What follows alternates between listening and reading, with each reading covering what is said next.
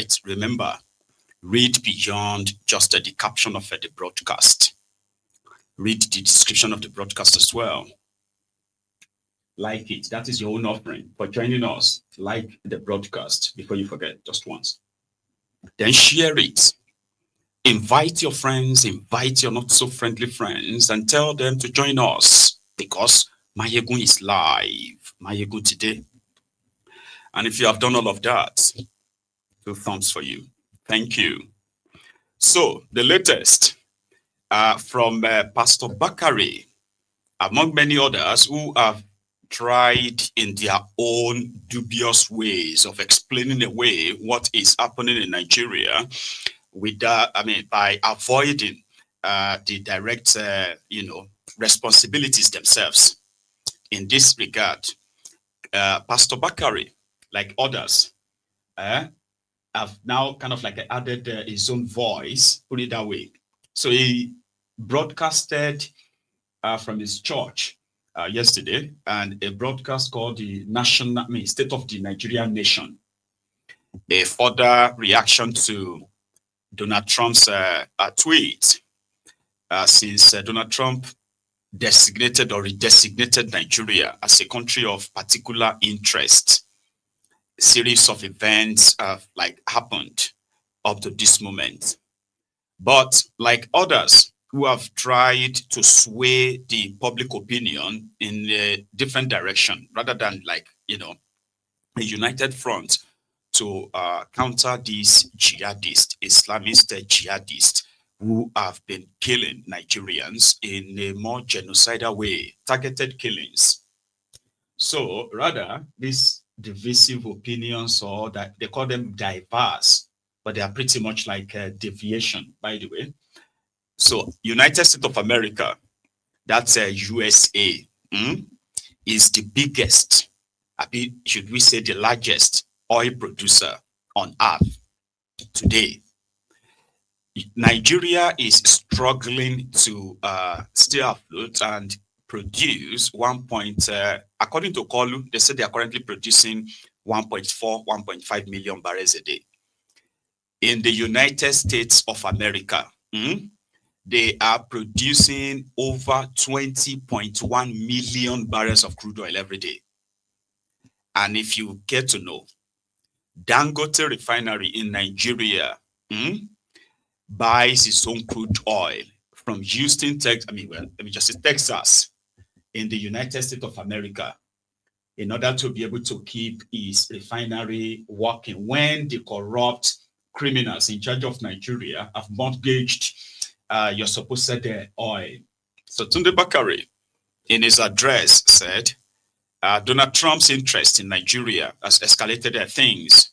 However, it is not out of love.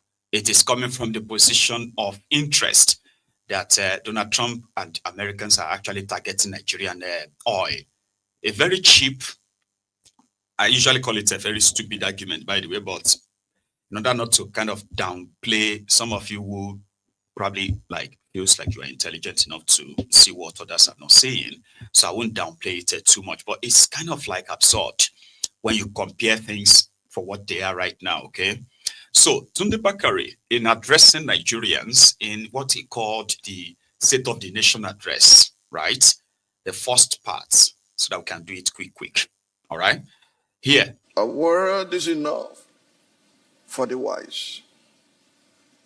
Fellow citizens, since Friday, October 31, 2025, our country has found itself in the center of an unfolding storm. It began with the announcement by President Donald Trump of the United States, redesignating Nigeria as a country of particular concern. When I first heard CPC, I thought it was a party that we killed to form APC. It was CPC. Nigeria became a country of particular concern over allegations of a government-oriented killing of Christians. The U.S. president's subsequent threat to come into our country, guns are blazing, to undertake what he described as a fast, vicious, and swift attack on terrorists has jolted a hitherto sleeping giant into sudden frenzy. Within the same period, the existential dangers that once lurked beneath the surface of our national life are now breaking through, demanding urgent attention, even as terrorists intensify their threats and attacks against the Nigerian state. From the ambush of troops of the 25 Task Force Brigade in Borno State by the Islamic State of West Africa Province, ISWAP, in which Brigade Commander M. Uba and 3 others were killed, to the attack on Government Girls Comprehensive Secondary School in Maga, Kebbi State, in which dozens of schoolgirls were abducted and the vice principal killed, to the attacks on Christ Apostolic Church, Eriku, Ekiti local government area in Kwara State, in which dozens of worshippers were kidnapped, to the kidnapping of hundreds of students from St. Mary's Catholic School in Papiri Town, Niger State, all in the space of 1 week. The level of insecurity seems to have worsened in response to this global focus on Nigeria as terrorists and bandits brazenly dare the Nigerian state. While we rejoice at the release of some of the kidnapped victims, including the Kebbi school girls and the Kwara church worshippers, as well as the escape of some of the pupils kidnapped in Papiri, Niger State, the secrecy-shrouded circumstances of their release leave more questions. Yeah, leaves more questions than answers. So what Bakare was pretty much retorting there is that, number one, the Donald Trump's threat, or should we call it interest in Nigeria, has somehow awakened the sleeping giants. You get me now? The sleeping giants in Nigeria leadership, which for a long time have pretended like, you know, things were all right. However, this interest is not primarily for, you know, the people being killed, but mostly for our resources. Well, like the usual way to keep you somehow, like, I don't know, confused, right, is telling us about the happenings, all this that happened after Donald Trump, as if to say the ones that happened before Donald Trump's interest or focus on, or this what you call the global focus on Nigeria, right? So all that happened back then, they were not really too much of interest to those who are telling us that Donald Trump's interest has now triggered like more attacks. So what you're saying there is that after Donald Trump's statement, it is like the terrorist, right, became more and you know, daring enough that they were like daring the government to do their worst, indirectly saying if Donald Trump had kept quiet, maybe all of this wouldn't have happened. But at the same time, him not keeping quiet somehow as well has made the Nigerian government, Tinubu's government and the rest of them running at us to try to find a way to appease Trump. But there is more. Leave more questions than answers. Who ordered the withdrawal of the military from the Kebbi school about 45 minutes before the attack? What agreements were negotiated with the bandits? And what concessions were made to secure the release of the abductees? The continuing attacks on communities further underscore the need for fundamental interventions that go to the very essence of our nationhood and the quality of governance in both domestic and foreign policy contexts. Fellow citizens, in these past weeks, our beloved country, Nigeria, has endured its most humiliating international public image since the Abacha era. Years of leadership failure to confront our nation's underlying crisis finally came to a head as the deteriorating state of our country drew the most despicable language ever used by a world leader to describe Africa's largest nation, with President Trump referring to Nigeria as a now disgraced country.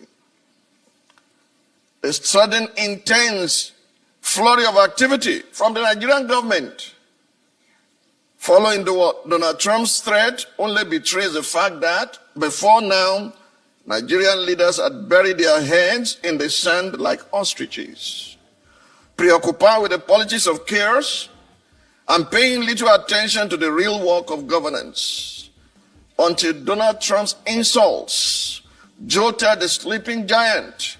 Nigeria's political class have been dancing on a hot stove like the experimental frog that slowly boiled to death as the heat rises. They have numbed themselves to the painful realities that ordinary citizens endure daily. It is a stain on the Nigerian government that it took the threat of external intervention to rouse leaders to their responsibilities. It's a shame on our National Assembly that it took the United States Congress, not the representatives elected by Nigerians, to convene a hearing on the lived experiences of citizens suffering under insecurity, while those in Abuja were busy with politicking, posturing for political relevance, defecting from one political party to another in their desperate maneuvers to secure their seats ahead of the 2027 elections. It's indeed a shame that Nigeria's foreign affairs architecture failed all the while to mobilize Nigeria's dwindling diplomatic goodwill to secure international support for the war on terror, only to respond with excuses when that goodwill reached its lowest ebb. Leave more questions than... Right? I mean, I couldn't make, that was my first impression when I listened to that, is State of the Nation address. Because I'm like, okay, yeah, we are aware of all of that. You are among the people who are helping. On the part, he said the language Donald Trump has used on Nigeria is such an humiliating global embarrassment for a country like Nigeria, which is actually true. Okay.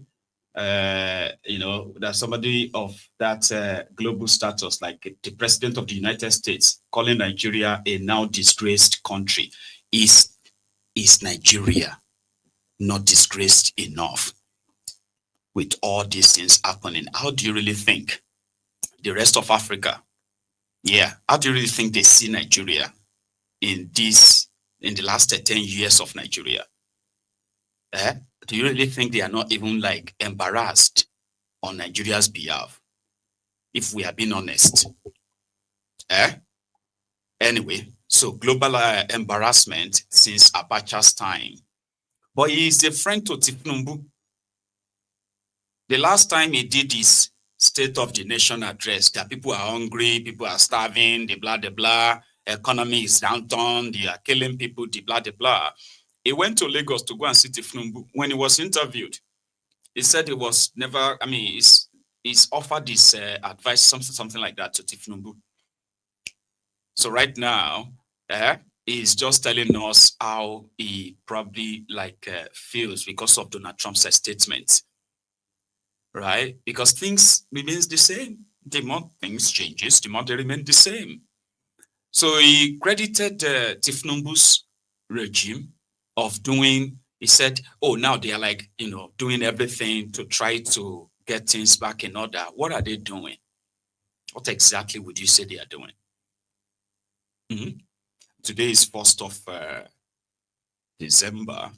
Sorry for those of you who are going to be watching replay, by the way. The 1st of December, today alone. they've had reports of series of reports of attacks on people. I mean, on the people who are traveling, like the travelers, and then you've had attacks on few communities. And I've got few clips too.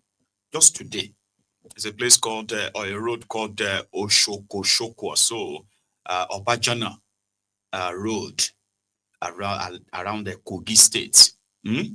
Travelers were made to actually stop because terrorists were operating ahead. Everybody see what is happening here. This is Oshoko at Kogi State between Kaba and Obajana. We are all stuck here. You can all see what is happening here. From here, no movement. So everywhere we have been here for more than 3 hours. Kidnappers are taking over the road. We don't know what to do. We don't know where to go. You can see.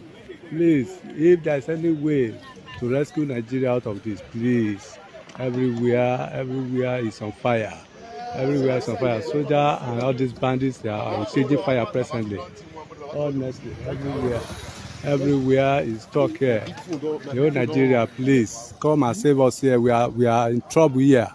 We are all in trouble here. See, everybody parked. Nobody is moving. Between Kaba and Obajana, this place is Oshoko. Kidnappers have taken over the road. Please, presently we are there. Please, everybody. Like it's like a regular thing on social media right now. Yeah, there is a global attention because of Trump fine, right? But people have always been like sharing all these happenings.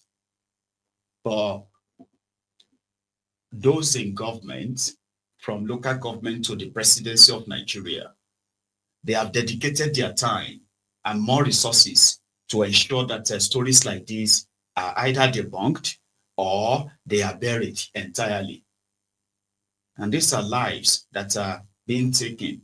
Like you'll be hearing, oh, they took 30 people here. They took 38 people there, killed 2 here. Even in Kano right now, they are beginning to feel these Fulani terrorist, attacks too. Like it's becoming a thing like the Boko Haram days, even in Kano, the supposed commercial capital of northern Nigeria, I believe. So they are doing everything to make sure that it's buried. Like, it's not that bad, rather than actually call for help. Meanwhile, behind the scene, like what we have been, notified of already, anyways, that they are doing everything right now, probably pretending to, right, to say that they are going after these terrorists. But the problem right now is these terrorists have spread all over the country. They have all their cells all over the country. That's what makes it even more like, I don't know what to call it, like more even dangerous. Because all they have to do now is to just activate all these cells, left, right, center, all over the place.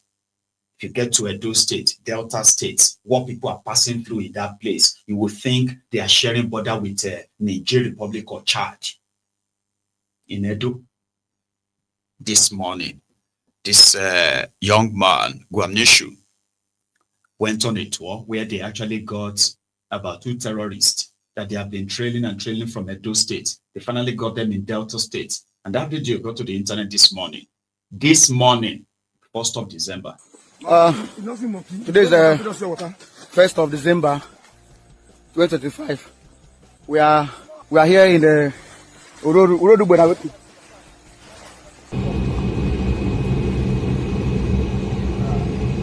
There goes on the light.